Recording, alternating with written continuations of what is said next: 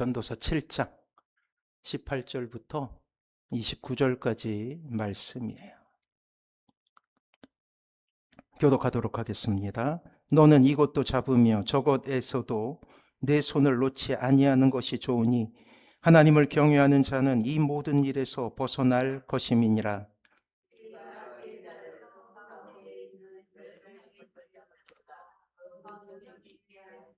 선을 행하고 전혀 죄를 범하지 아니하는 의인은 세상에 없기 때문이로다.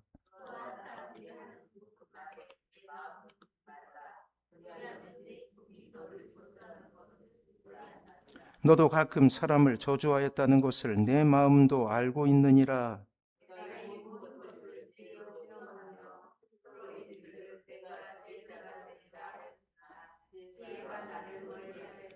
이미 있는 것은 멀고 또 깊고 깊도다. 누가 능히 통달하랴.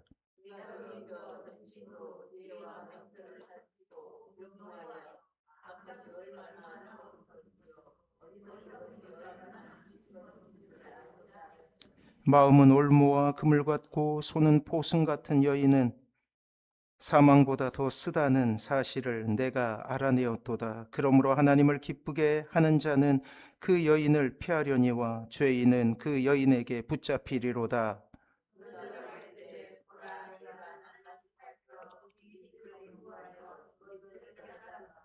내 마음이 계속 찾아보았으나 아직도 찾지 못한 것이 이것이라. 천사람 가운데서 한 사람을 내가 찾았으나 이 모든 사람들 중에 여자는 한 사람도 찾지 못하였느니라. 내가 깨달은 것은 오직 이것이라. 곧 하나님은 사람을 정직하게 지으셨으나 사람이 많은 꾀들을 낸 것이니라. 아멘. 옆에 분하고 인사합니다. 사랑하고 축복합니다. 사랑하고 축복합니다. 많은 눈을 뚫고 오신 여러분들을 축복합니다. 파푸아 뉴기니는 전 국민의 70%가 기독교인이라고 해요. 하지만 지금도 내전 못지않은 민족의 갈등이 아주 심각한 나라입니다. 부족 문명으로 서로 다른 865개의 언어가 공존하고 있다고 해요. 같은 말을 쓰는 부족이 아니면 무조건 적으로 간주하는 문화가 있었는데 그것을 원톡이라고 부릅니다. 한 선교사가 10년이 넘도록 미희라는 부족을 찾아가는 노력 끝에 드디어 복음을 전할 수 있게 되었어요. 선교사를 통해 성경을 배우던 이 미희 부족 사람들은 10계명을 배우게 됩니다. 그런데 놀랍게도 10계명을 배운 후에는 그들이 두려워 떨며 집으로 가지 않으려고 하는 거예요. 그러자 물어봅니다. 왜 집에 가지 않으십니까? 그들이 이렇게 대답해요. 하나님이 죄인인 저를 용서하지 않으실까 봐 두려워서요. 모든 부족 사람들이 하나님께서 주신 거룩한 10개의 계명을 듣고 경외하며 몸을 떨며 그들은 두려워하기 시작했어요. 말씀을 듣고 하나님을 경외하는 부족 사람들의 모습을 본 선교사님의 마음속에 깨달음이 찾아옵니다. 나는 과연 그렇게 하나님의 말씀 때문에 두려워한 적이 있는가? 가만히 생각해 보니 하나님의 말씀은 성경 속에만 있었다라는 거예요. 머리로만 받았다는 사실을 깨닫고 이 선교사님은 크게 회개합니다. 사랑하는 성도 여러분, 하나님의 말씀은 이 세상에 나의 삶에 분명히 일어난 확고한 약속임을 기억하시기 바랍니다. 하나님은 이 약속을 결코 어기지 않으시고 창세로부터 영원까지 분명히 지키시는 신뢰의 주님이시라는 거예요. 주님을 믿음으로 구원받을 줄 안다면 주님이 약속하신 말씀이 반드시 그대로 일어나리라는 사실 또한 믿어야 하는 거예요. 금요일 날 여러분들에게 말씀드렸듯이 성경은 전체를 볼 수 있어야 합니다. 안타깝게도 이 땅의 신자들이 처하게 되는 많은 그러한 실수 중에 하나는 내가 원하는 말씀을 찾는다라는 거예요. 이 서양 사람들도 그렇게 성경을 보려고 노력한대요. 그래서 어떻게 하냐면 아침에 일어나서 성경을 딱 펼치는 거예요. 성경을 펼쳐서 손으로 이렇게 딱 찍는 거야. 아, 이 말씀이 내게 주시는 말씀. 근데 어떤 사람이 이 성경의 말씀을 이제 받기 위해서, 자신에게 얼마나 좋은 말씀을 하나님께서 주시는가 보기 위해서 딱 성경을 딱 펼칩니다. 딱 찍었는데 너는 죽으리라. 아, 이건 하나님께서 내게 주신 말씀이야. 하나님은 사랑의 주님이시지. 그리고 다시 한번 딱 펼쳐. 그리고 아주 그냥 공손히 두 손으로 딱 찍어요. 너는 정령 죽으리라. 사랑하는 성도 여러분, 성경은 이 땅의 신자들에게 비유를 맞추는 그런 말씀으로 이루어진 책이 아니에요. 내가 취사 선택하는 말씀이 결코 아닙니다. 그래서 성경은 전체를 볼 수 있습니다. 우리가 구약의 창세기부터 신약의 요한계시록까지 하나님의 말씀을 읽는 이유는 우리가 취사 선택하지 않고 우리가 좋은 말씀에 듣기에 이로운 말씀에 귀를 기울이지 않고 하나님의 뜻을 분명히 하기 위함이에요. 왜 이단이 이 땅에 나오게 됩니까? 그들이 나오는 것은 취사 선택하기 때문에 모두 다 하나님의 말씀이 아니라는 것이 아니에요. 그들은 선택합니다. 그리고 이것만 가르치게 되는 거예요. 이 땅의 교회가 왜 이토록 어려움에 처하고 있습니까? 이 땅의 많은 목회자들이 성경의 말씀을 그저 복받는 말씀으로 전했기 때문이에요. 우리가 복음을 전할 때, 우리가 전도할 때 흔히들 이렇게 얘기하죠. 예수 믿고 복 받으세요. 혹은 예수 믿고 천국 가세요라고 이야기합니다. 그러나 우리가 신앙생활에 깊이 들어오게 되면 이것만 있는 것이 아니라 이 땅에 하나님께서 추구하시는 가장 아름다운 목표가 있음을 깨닫게 되죠. 그래요. 하나님의 나라라는 하나님께서 추구하시는 꿈이 있음을 깨닫게 됩니다. 또한 우리의 가정이 하나님의 나라가 되기 위해서 많은 수고와 애씀이 있어야 됨을 또한 우리는 알게 돼요. 그래요. 이런 모든 일들은 창세기부터 요한계시록까지 전체의 말씀을 우리가 상고할 때 깨달을 수 있게 되는 진리가 되는 거예요. 사랑하는 성도 여러분, 우리가 오늘 보게 되는 이 전도서의 전도자인 솔로몬은 인생의 커다란 질문 가운데 오랜 시간 방황했던 사람이에요. 그리고 그 결론은 하나님을 경외하는 인생이야말로 참으로 가치 있다라는 그러한 고백을 하고 있습니다. 참으로 돌아온 인생 아닙니까? 실제 솔로몬의 인생은 하나님으로부터 많은 혜택을 입은 인생이었죠. 한 나라의 지존의 자리에 오르게 된 왕으로서의 솔로몬을 우리는 보게 됩니다. 초기 왕의 자리에 올랐을 때 그는 하나님께 지혜를 구함으로 무지함을 모면한 인생이었어요. 많은 재물은 그의 인생에 큰 힘이 되었습니다. 그의 명성은 세계 지도자들에게 유명해서 그의 지혜를 배우기 위해서 많은 왕들이 찾아오기도 했어요. 인생의 최정상에 서서 모든 것을 아래로 내려다보는 인생의 정점에 있었다라는 거예요. 하지만 그의 인생의 끝에 그는 다시금 이 세상을 다르게 보기 시작합니다.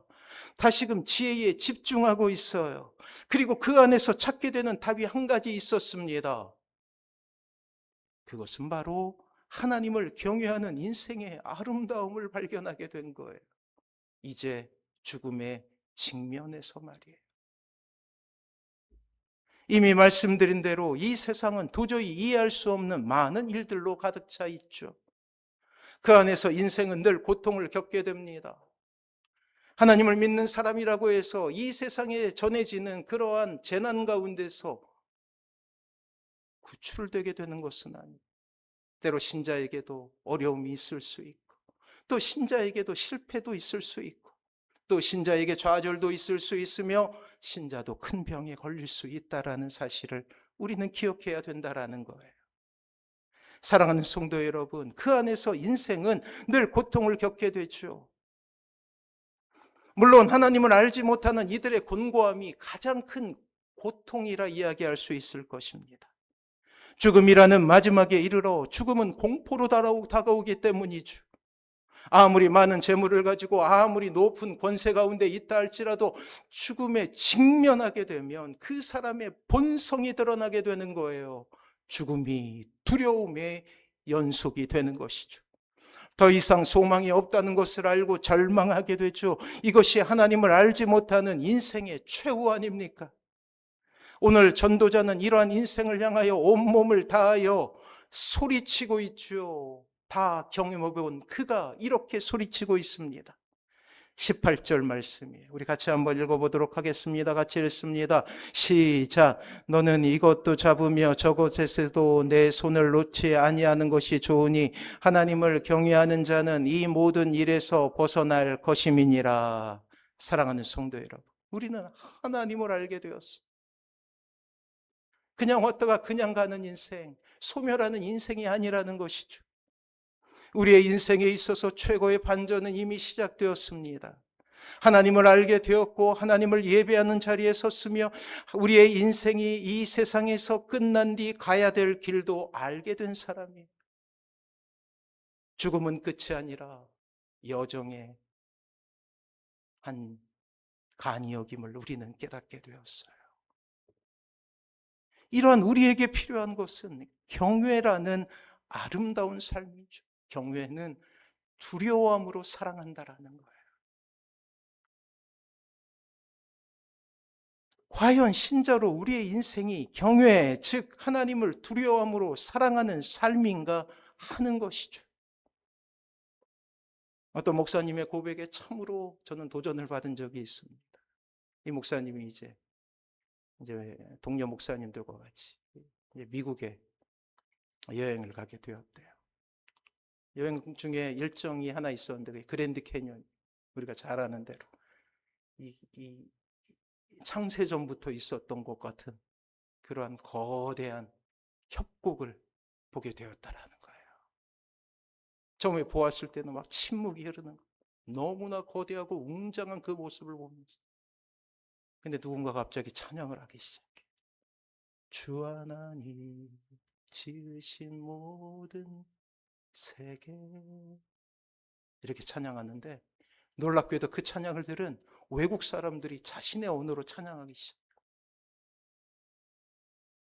각지에서 온, 각 나라에서 온 사람들이 그 웅장하고 거대한 모습을 보면서 하나님의 그 경외감을 느끼게 되자 그들이 자연스럽게 하나님을 찬양하는 모습을 보게 되었다라는 것.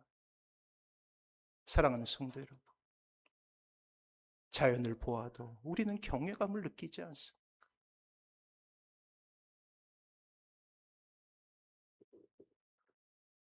다시 한번 말씀드리지만 그러나 안타까운 것은 그 모든 신자들이 온전히 하나님을 경외하고 있지는 않다는 거예요. 그저 하나님을 지나가다 목마르면 동전을 넣고 음료수를 뽑아 먹는 자판기처럼 생각할 때가 너무나 많다라는 거예요. 우리의 삶에 필요가 있을 때, 우리의 삶에 요구가 있을 때 똑똑 문드리면서 하나님 이것 주세요, 저것 주세요 라고 하는 것쯤으로 생각한다라는 거예요. 사랑하는 성도 여러분, 신자가 되고 하나님의 자녀가 되는 것은 전적인 하나님의 은혜의 영역이에요. 우리의 선택이 아니라 하나님께서 전적으로 여러분을 선택하셨기 때문에 세상에서 건져 올려 여러분들을 선택하신 것이죠. 그러나 오늘 본문에 나와 있는 대로 가장 가치 있는 삶인 경외는 하나님께서 이 땅에 신자에게 남겨두신 목이라는 거예요. 숙제라는 거예요. 우리가 어렸을 때 학교 다닐 때 숙제를 하고 자지 않으면 얼마나 두려움에 떨었어요. 아, 내일 학교 어떻게 가지? 그렇듯 우리에게 남겨진 숙제라는 거예요. 하나님께서 하실 수 있는 것이 아니죠. 우리가 해야 되는 거예요. 우리는 경건에 집중해야 합니다. 만약 우리가 잠깐이라도 이 경건에 게으르거나 멈춰버린다면 아무리 열심히 신앙생활 하는 사람이라도 무너질 수밖에 없는 거예요. 기라성과 같은 이 땅에 위대한 이 목회자들이 그의 말년에 철저하게 무너지는 모습은 우리에게 많은 것을 가르치고 있지 않습니까? 이것이 경건을 잃어버린 신자들의 비극이라 할 수 있어요. 이 땅을 보십시오. 수많은 성도라는 신분을 가진 사람들이 있죠. 그러나 너무나 안타깝게도 온전한 진리를 깨닫지 못한 채 그저 이 땅에서 하나님 주시옵소서, 주시옵소서, 주시옵소서 라는 것으로 자신의 삶을 마감하는 사람들이 얼마나 많으냐 말이에요. 이 땅에 수많은 교회가 있지만 어느새 이 땅의 교회는 교회의 찬란한 영광을 잃어버리고 세상의 조롱거리가 되었음을 우리는 보게 된다라는 거예요. 그리고 그 책임의 대부분은 저를 비롯한, 그렇죠, 막 울리잖아요.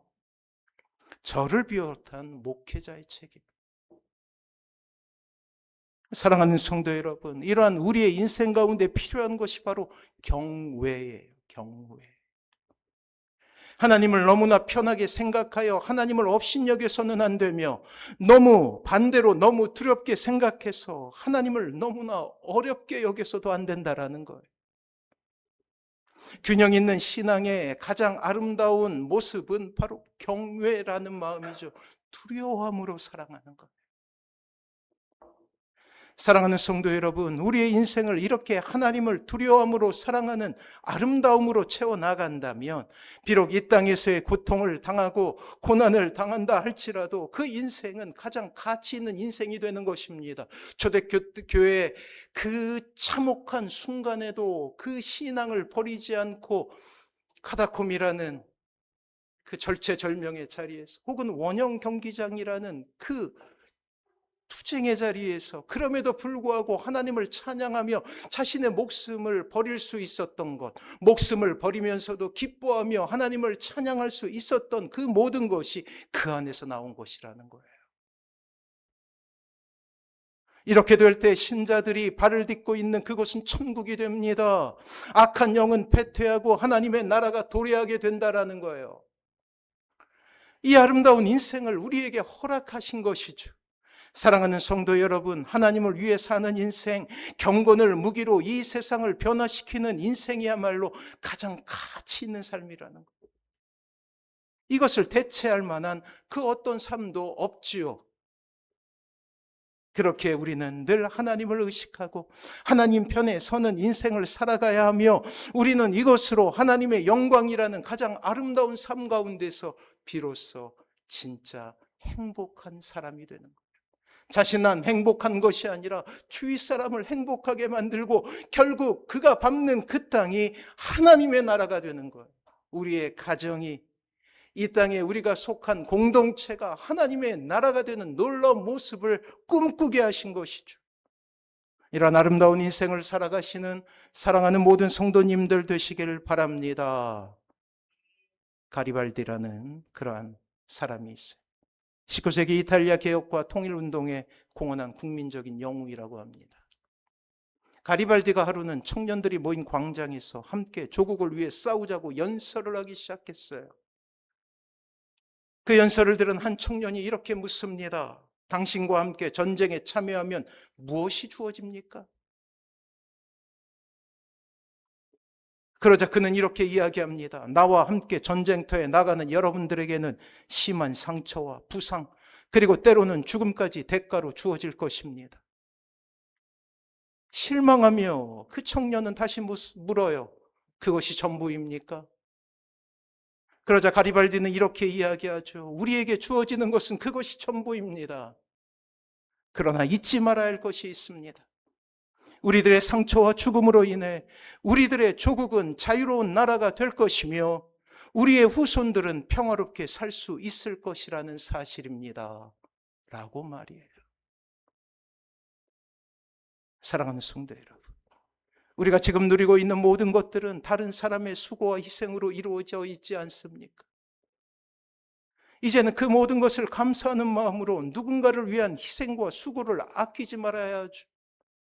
일제 37년 동안 이 땅에 많은 사람들이 변절하여 일제의 편에 섰다며, 또 많은 이들은 이 땅의 독립을 꿈꾸며 그렇게 자신의 목숨까지 바쳤던 그러한 모습을 우리는 눈으로 목도한 사람들 아닙니까? 진정한 가치 있는 것이 무엇인지 우리는 체험한 민족이라는 거예요. 어떤 나라도 주어지지 않는 이 놀라운 배움을 얻게 된 사람이죠. 사랑하는 성도 여러분, 이 세상의 가장 아름다운 삶의 모습은 진정한 가치를 발견한 사람이 이 가치를 위해 살아가는 것이라 할 수 있습니다. 그러할 때 그들이 참으로 죽어가면서 그저 고통만 겪었을까요? 천만에. 앞으로 오게 될 이 땅의 독립과 앞으로 이 땅의 후손들이 이 땅에서 어떻게 살아갈지를 꿈꾸면서 그들은 소망 가운데 죽어갈 수 있었을 거예요. 가치를 위해 살아간다는 것은 바로 이것이죠. 사랑하는 성도 여러분, 이러한 아름다운 인생이 되기 위해 하나님은 신자에게 훈련이라는 과정을 거치게 합니다. 한번 볼까요? 14절 같이 한번 읽어봅니다. 시작.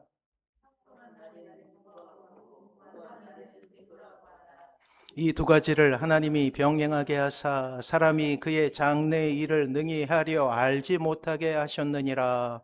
사랑하는 성도 여러분, 죄 가운데서 하나님으로부터 독립을 꿈꾸는 이들을 향한 훈련, 저는 이 훈련을 사랑의 훈련이라고 부르겠습니다. 형통한 날과 공고한 날을 병행하게 하십니다. 신자라고 해서 병에 걸리지 않는 것이 아니라는 것, 사건과 사고가 피해가는 것이 아니라는 것입니다.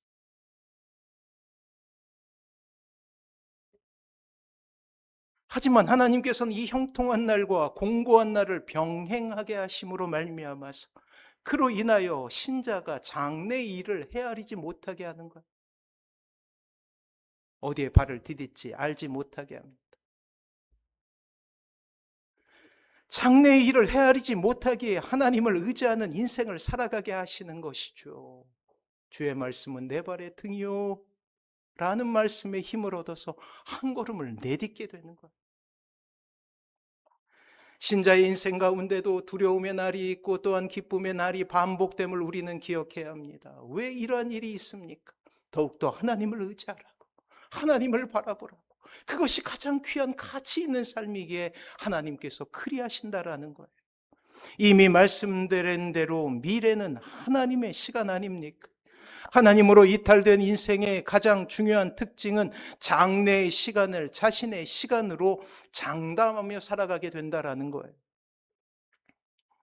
이 세상에 가장 허무한 일이 장담하는 인생이라고 했잖아요. 내일을 장담하는 것, 건강을 장담하는 것, 물질을 장담하는 것, 부유함과 형통함이 영원한 것으로 생각하는 무지, 이 땅에서의 호흡이 영원할 것이라는 교만, 이 모든 것이 장래라는 시간을 자신의 것으로 여기는 인간의 교만에서 나오게 되는 거예요.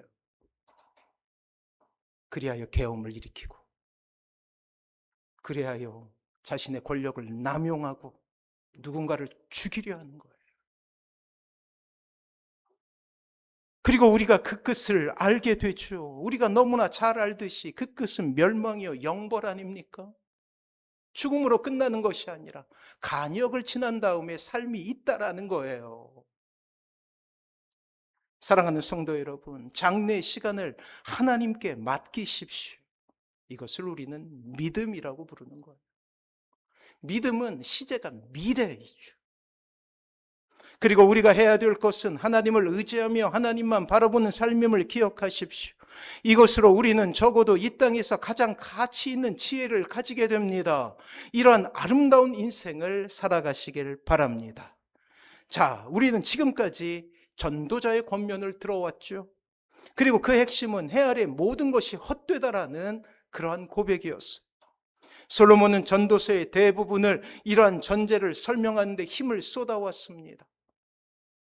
그렇게 이 땅에서 호흡하는 인생이 얼마나 연약한 존재이며 또한 이 땅에서 누리는 영광이 얼마나 허무한 것인가에 대해 그는 모든 힘을 다해서 논증하고 있다는 거예요.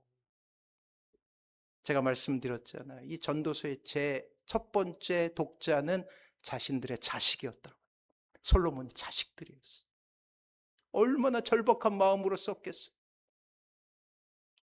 내일 이제 하나님께서 부르실지도 모르는데 자녀들의 삶을 보며 한숨만 나오는 거예요. 실제로 솔로몬 이후에 이 이스라엘은 분단되고 맙니다. 북이스라엘과 남유다로 말이에요.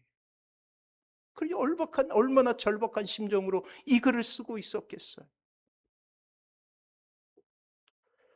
그렇듯 우리는 전도서를 보면서 하나님 없는 인생이 가질 수밖에 없는 허무함에 대해 어느 정도 지식을 가질 수 있었죠.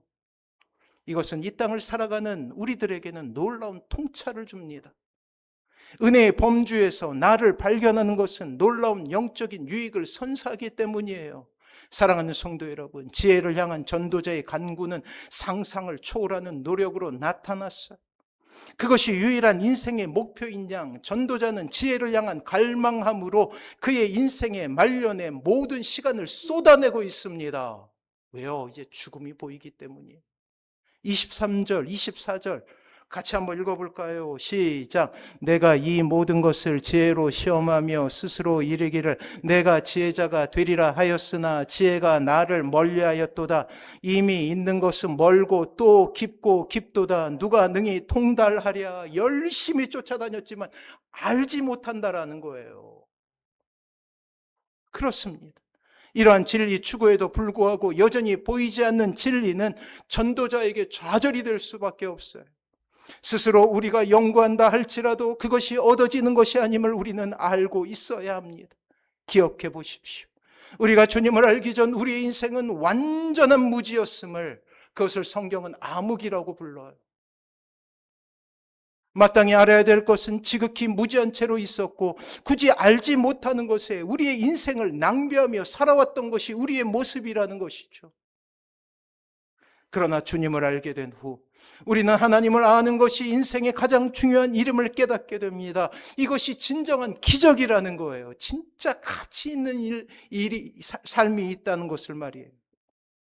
성경에서 말하는 지혜의 핵심은 하나님을 경외하는 것이죠.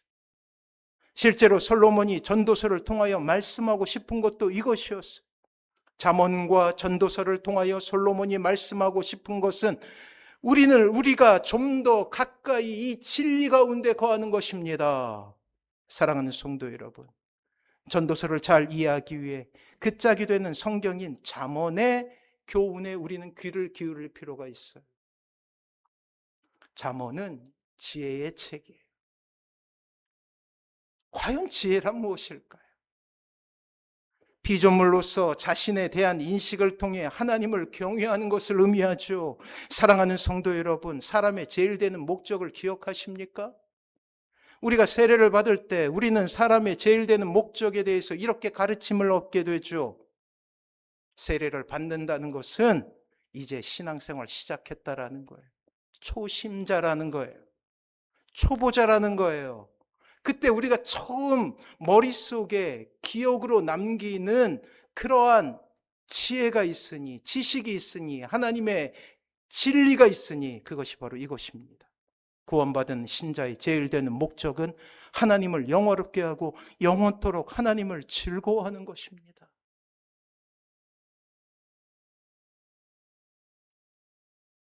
하나님을 위해 산다는 거예요. 누구에게요? 초심자들에게, 신앙의 초보자들에게. 10년, 20년, 30년 신앙생활 한 사람이 아니에요.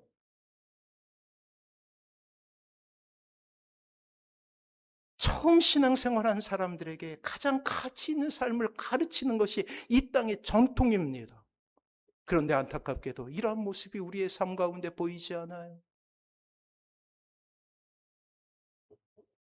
그리고 이것은 모든 진리에 우선하여 이 땅에 하나님의 백성이 나아야 될 길을 우리에게 보여주고 있습니다. 우리의 인생은 이제 구원받은 이후로 하나님을 알기 전과 전혀 다른 인생이 되었는 거예요. 헛된 것에 우리의 마음을 쏟는 것이 아니라 이제 가치 있는 삶을 알게 되었고 가치 있는 삶을 통해서 하나님의 뜻을 이뤄가게 되었고 이 가치 있는 삶을 통하여서 가장 행복한 삶을 살 수 있게 된다라는 것이죠. 이제 인생의 주인이 자신인 것처럼 살아왔다가 드디어 그 통치권을 하나님께 돌려드리는 위대한 변화가 우리의 삶 가운데 새겨진 것입니다. 그런데 안타깝게도 세례가 끝나면 이것을 잃어버리게 되죠.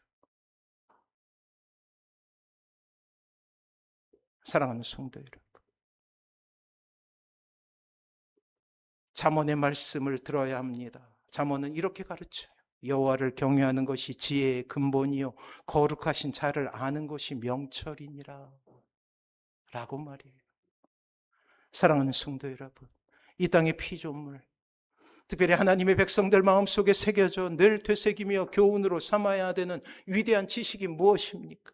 바로 이것 아니에요. 여호와를 경외하는 것이 지혜의 근본이요 거룩하신 자를 아는 것이 명철이니라. 이 지혜를 가지고 하나님을 영어롭게 사는 것이에요. 그것이 가장 행복한 삶이라는 것이죠. 이제 우리에게 목표가 되었던 물질, 우리에게 목표가 되었던 인기, 우리에게 목표가 되었던 건강, 우리에게 목표가 되었던 그러한 꿈, 이 모든 것은 이제 수단이 되는 거예요. 수단이 되면 그것에 얽매이지 않습니다. 있어도 되고 없어도 되는 거예요.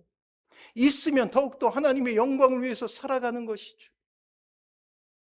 놀라운 변화 아닙니까? 있어도 되고 없어도 되면 그것으로 인하여 슬퍼하지 않아요. 권력이 주어지지 않는다고 해서 슬퍼지지 않습니다. 혹시 주어진다면 하나님을 위해 그 권력을 사용하는 것.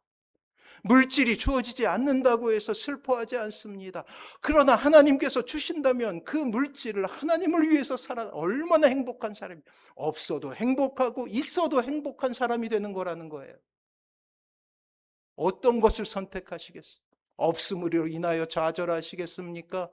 아니면 없어도 행복하고 있으면 더 행복한 사람이 되는 거예요.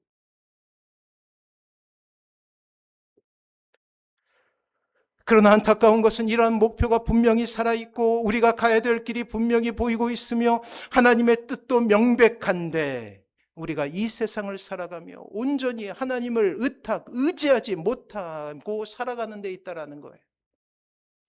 그것을 전도자는 이렇게 이야기합니다. 29절 같이 한번 읽어보죠. 시작. 내가 깨달은 것은 오직 이것이라. 곧 하나님은 사람을 정직하게 지으셨으나 사람이 많은 꾀들을 낸 것이라. 그래요. 성경에 보면 이런 구절이 있어요. 소경이 소경을 인도한다. 그리고 말세에 이러한 일이 일어나게 될 것이라고 합니다. 거짓 교사를 두고 거짓 교사를 따라갈 것이다. 사랑하는 성도 여러분, 오늘 지혜자는 인생의 경험을 통해 하나님을 떠난 인간을 고발하고 있습니다. 아니요, 자신에 대한 고백이죠. 내가 이렇게 살아왔다는 거예요. 많은 꾀들을 내며 살아왔다는 거예요. 사랑하는 성도 여러분, 적어도 우리는 하나님의 은혜를 알게 되었습니다. 여기서 그치면 안 돼요. 목표가 있다라는 거예요. 여러분들을 구원하시고 여러분들을 이 예배 자리에 허락하신 목표가 있다라는 거예요. 하나님의 영광을 드러내는 삶. 우리는 어렴풋하나 하나님을 아는 지식을 소유하게 되었죠. 이것은 전폭적인 하나님의 은혜입니다. 오늘 솔로몬은 그의 인생 가운데 온갖 수고를 다하였지만 지혜를 소유하는 것이 거의 불가능한 것처럼 이야기하고 있어요. 실제로 인간 스스로가 하나님을 찾는 것은 불가능한 일이죠. 그런 무지에서 우리가 벗어난 것 아닙니까? 그러하기에 우리는 선물이다 표현하며 은혜라고 이야기하는 거예요. 사랑하는 성도 여러분, 우리의 인생을 하나님을 아는 지식으로 채우는 것이야말로 가장 가치 있는 삶임을 기억하시기 바랍니다. 이것은 어쩌면 전도자 솔로몬에게는 꿈 같은 일이에요. 왜냐하면 그는 예수 그리스도를 몰랐기 때문이죠. 그는 십자가를 경험하지도, 십자가를 통한 화해와 화목을 경험하지도, 부활에 대한 소망을 가지거나 천국에 대한 아름다운 지식을 소유한 적이 없습니다. 그래서 좌충우돌 늘 고통을 당하며 살아갔던 거예요. 권력을 가졌지만, 물질을 가졌지만, 건강을 가졌지만 말이에요. 사랑하는 성도 여러분, 우리가 우리의 생명을 바쳐 추구해야 될 것은 하나님을 아는 지식이에요. 우리가 해야 될 것은 하나님을 아는 일에 최선을 다하는 것입니다. 이것이야말로 이 땅에서 가장 가치 있는 길이기 때문이죠. 사랑하는 성도 여러분, 여러분들의 인생을 찬란한 주님을 향한 지식으로 채워가십시오. 그래야 인생의 목표가 보이는 거예요. 진정한 행복이 보이는 거예요. 또한 우리가 해야 될 것은 이 세상을 하나님을 아는 지식으로 채우는 것이죠. 하나님을 알지 못하는 이들에게 하나님의 마음을 전하는 것, 그 어떤 사랑보다 고귀하며 가치 있는 것이기에 가장 가까운 사람들이 하나님을 알게 해달라는 절박한 심정으로 하나님 앞에 울부짖고 하나님 앞에 기도하고 하나님 앞에 간구하는 인생이 될 수 있다는 거예요. 그리고 그들도 언젠가 알게 되겠죠. 내가 이 자리에 예배하는 것은 누군가 나를 위해 울부짖었기 때문이라는 것을 말이에요. 이것으로 인하여 하나님은 영광을 받으시게 되는 것입니다. 이제 예화 하나 하나님으로 듣고 우리 이 설교를 마무리할 텐데, 아주 유명한 예화가 하나 있어요. 백화점왕 워너메이커라는 사람을 우리가 듣지 않았습니까? 이 워너메이커는 하나님을 일을 먼저 생각하고 언제나 말씀에 순종했던 사람이라고 해요. 그는 장관직보다도 주일학교 교사직을 더 중요하게 생각했고 실제로 장관이 되었지만 늘 비행기를 타고 가서 자신이 살았던 그곳에 교회에 가서 아이들을 가르쳤대요. 전 세계 YMCA 건물을 세워서 복음화에도 일조를 한 인물이죠. 워너메이커의 이러한 신실한 생활은 어린 시절부터 경험한 믿음의 체험부터 시작되었다고 해요. 어린 시절 그가 다니던 교회는 입구로 통하는 길이 포장되어 있지 않아서 비만 오면 진흙탕으로 더러워지곤 했습니다. 제가 어렸을 때 다녔던 교회도 그랬는데 땅이 많았어요. 그때는 비가 많이 오면 철퍽철퍽했죠. 자연스레 예배당도 언제나 진흙투성이가 되어서 모두가 불편함을 느끼고 있었지만 섣불리 말을 꺼냈다가는 책임을 지게 될까 봐 서로 눈치만 보는 상황이었다고 합니다. 그런데 이 어린 워너메이커는 하나님이라면 반드시 해주실 것이라는 확신이 든 거예요. 그는 매일 받은 7센트의 임금으로 벽돌 한 장씩을 사서 길에 놓기 시작합니다.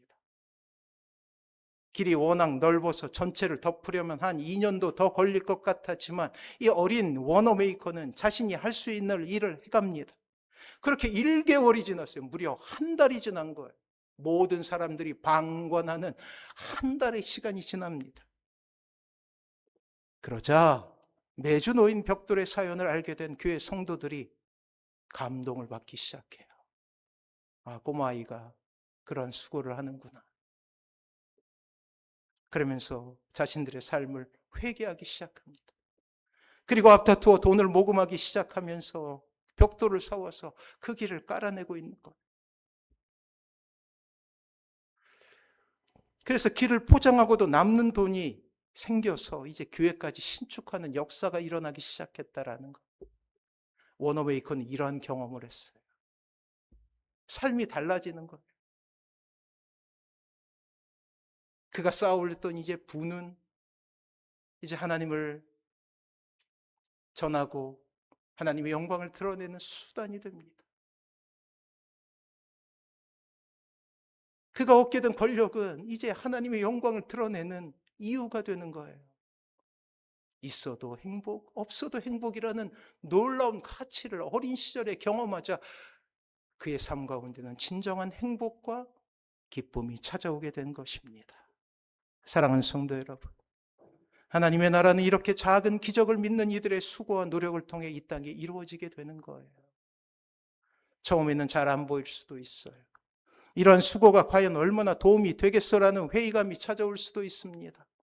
하지만 우리가 하나님을 알게 되었고 진정한 가치 있는 삶이 무엇인지 알게 되었다면 이제 그렇게 살아갈 때 우리는 어떠한 순간에도 흔들리지 않는 행복을 우리의 삶 가운데 가지게 될 인생이라는 거예요. 이런 놀라운 은혜 가운데 서시는 사랑하는 모든 성도님들 되시길 주님의 이름으로 축원합니다. 우리 같이 찬양하며 고백하도록 하죠. 주가 보이신 생명의 길.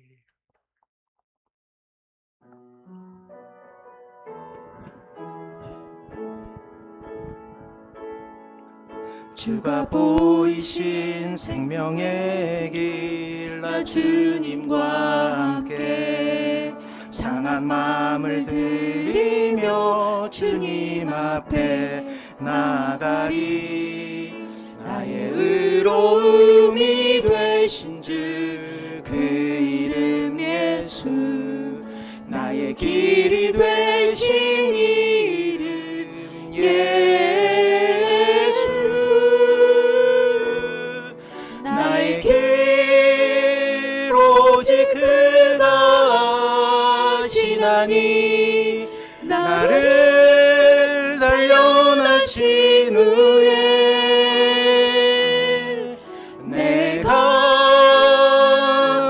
정금같이 나오리라. 우리 다시 한번 고백합니다.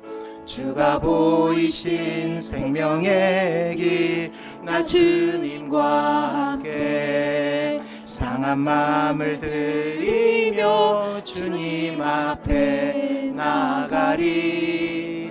나의 의로움이 되신 주 그 이름 예수, 나의 길이 되신 이름 예수. 나의 길 오직 그가 하시나니, 나를 단련하신 후에 내가 정금같이 나오리. 우리 다시 한번 찬양합니다. 주가 보이신 생명의 길, 나 주님과 함께 상한 마음을 들이며 주님 앞에 나가리. 나의 의로움이 되신 주 그 이름 예수, 나의 길이 되신 이름 예수.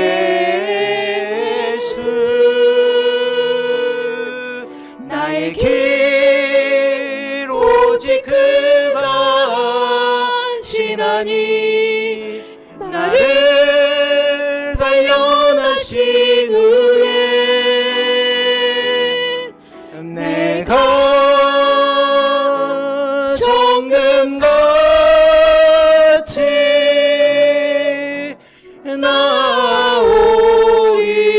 나오리라. 사랑하는 성도, 이 시간 같이 주님 앞에 기도하며 나아가도록 하겠습니다.